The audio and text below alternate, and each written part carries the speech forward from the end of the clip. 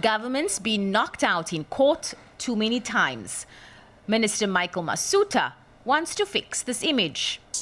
We have developed a two-pronged turnaround strategy that seeks to consolidate the state's litigation account and strengthen the governance and accountability framework under the Solicitor General dispensation.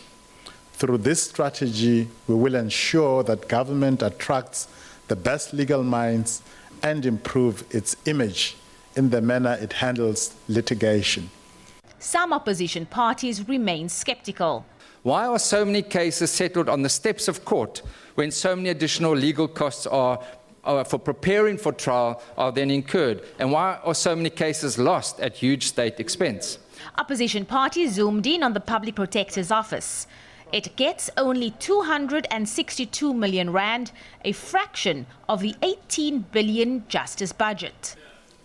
Not only have the ANC members of the Portfolio Committee demonstrated an appalling lack of common decency, they are still trying to punish her office by pushing through a budget that is woefully inadequate for the needs of her office.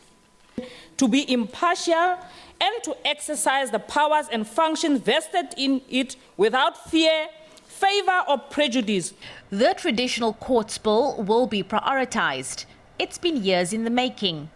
Traditional courts can considerably ease the burden on judicial system but need the necessary legislative framework to ensure that constitutional concerns are properly addressed and that these courts are appropriately resourced. If we are serious about codification and consolidation of our common law, where is the space to bring our traditional customary law on board? After all, this is the law which is understood and practiced by millions of our people in the rural areas.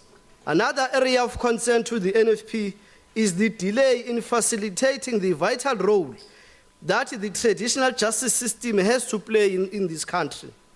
Legislation is urgently needed to regularize traditional courts and to bring them in line with the constitution of the country. Finally, a draft bill to curb hate speech will be introduced later this year.